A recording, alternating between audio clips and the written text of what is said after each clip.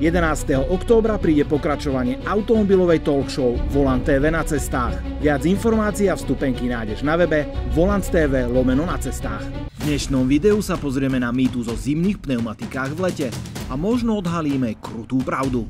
Na Volant TV sa pravidelne venujeme aj témam, ktoré majú súvis s bezpečnými cestami. Napríklad aj to, aké pneumatiky si obuť na svoje auto. Na toto sa pozeráme z dvoch takých pohľadov. Jednak sú to dlhodobé testy, napríklad celoročné pneumatiky, ktoré momentálne testujem na svojom vlastnom aute. No a onedlho uvidíte záver tohto dlhodobého gigantického testu a porovnania. No a potom druhý pohľad, tak to sú tie najčastejšie mýty, s ktorými sa pri pneumatikách stretávame. Tu som vám už napríklad ukázal šokujúce porovnanie brzdných dráh nových pneumatík na vode. Na jednej strane sme zobrali no-name pneumatiky, tzv. Číňany, no a na druhú stranu sme zobrali nové kvalitné prémiové pneumatiky. Alebo sme si ukázali prípad, keď zjazdená pneumatika bez ohľadu na cenovku alebo značku má na vode ďaleko, ale že ďaleko horšie vlastnosti. Tu sa jednoznačne ukázalo, že výška dezénu je na mokrom povrchu absolútne kľúčová. Alebo si isto pamätáte na prípad, keď sme na silné auto so zadným náhonom obuli nové, aj keď low-costové pneumatiky a porovnali ich s takými prémiovými, ktoré na tom aute už boli, ale jednoznačne dožívali. No a v tom dnešnom videu sa pozrieme na zúbok mýtu, s ktorým sa stretávam veľmi, ale že veľmi často, keď ľudia takzvané dojazdievajú zimné pneumatiky v lete, pretože údajne je to v pohode, opäť v úvodzovkách. No je toto možné? Ďalší? To by sa mu nestalo, keby nakupuje na filtreaoleje.sk.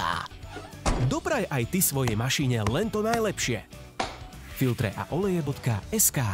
No a dnes máme na to naozaj že ideálne počasie, pretože na tomto mojom aute, ktoré už poznáte z X videí, teda Lexus SC300, obujem dve sady pneumatík a vzájomne si ich porovnáme.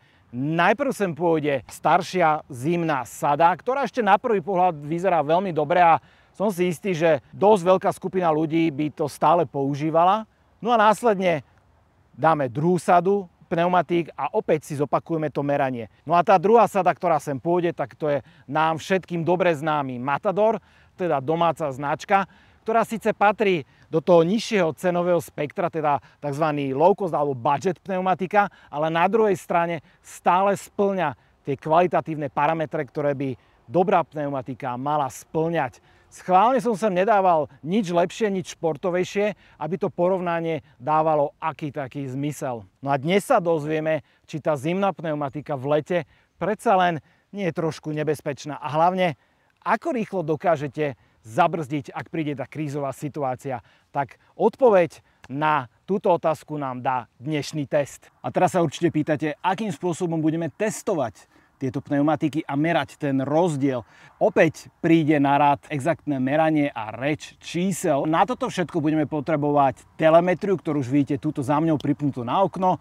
Jedná sa o RaceLogic od firmy VBox, teda naozaj veľmi kvalitné zariadenie, ktoré používa mnoho profi tímov alebo automobilek alebo priamo vývojárske oddelenia.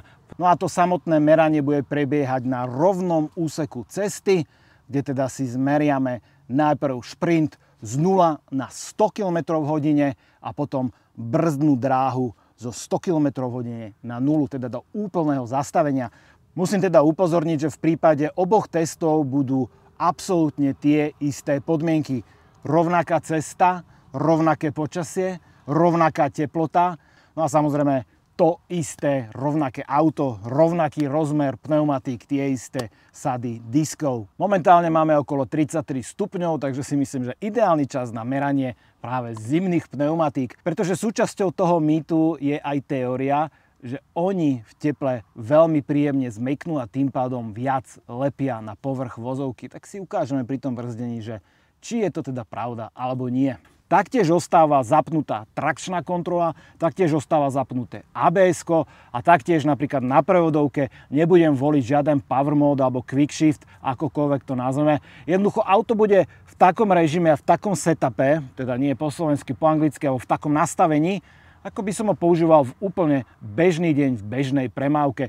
Nech sa páči, ako prvé ideme testovať zimné pneumatiky. Jednu aj druhú sadu som meral niekoľkokrát a následne som vybral najlepšie dosiahnuté parametre, ktoré som dosadil do tejto tabuľky. Najlepšia akcelerácia z 0 na 100 km v hodine bola za 8,9 sekundy. Najkratšia dosiahnutá vzdialenosť pri brzdení zo 100 km v hodine na 0 bola 54 metrov. A najvyššie dosiahnuté G 0,82. To sa síce nemusí zdať ako relevantný údaj, avšak pekne ukazuje preťaženie, ktoré na tých ktorých pneumatikách dosiahnete. No a teraz rýchlo prezúd na druhú sadu do bezdrive, aby boli podmienky čo najrelevantnejšie.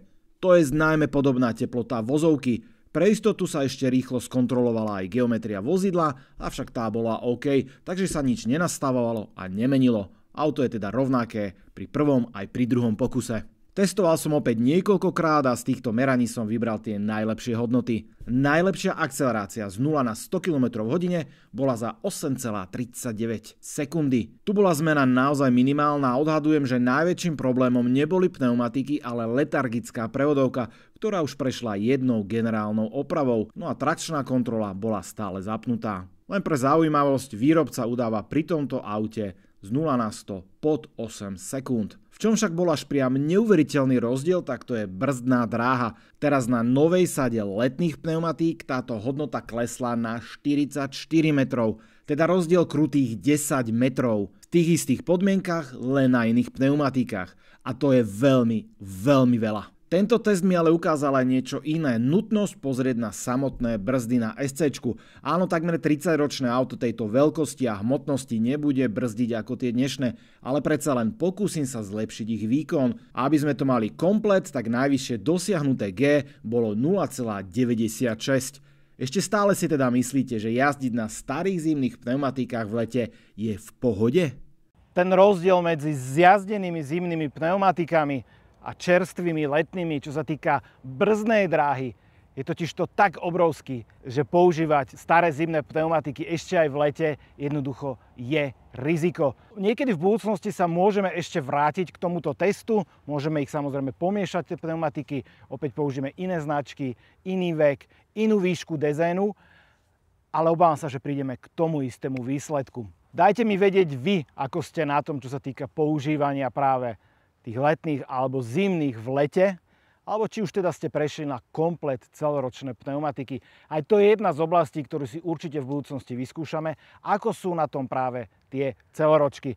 Ale dlhodobú skúsenosť s celoročnými pneumatikami vám poviem už onedlho v ďalšom videu, pretože už som na nich navalal niekoľko desiatok tisíc kilometrov a myslím si, že tie skúsenosti sú veľmi, veľmi zaujímavé. Ďakujem za vašu pozornosť. Ak máte akékoľvek otázky k tejto téme, píšte ich dolu pod toto video a prípadne tie najzaujímavejšie z tých, čo položíte, môžem poslať aj priamo do Continentalu, aby odpovedali odborníci na slovo vzaty. Ďakujem veľmi pekne a vidíme sa pri ďalšom videu. Čaute.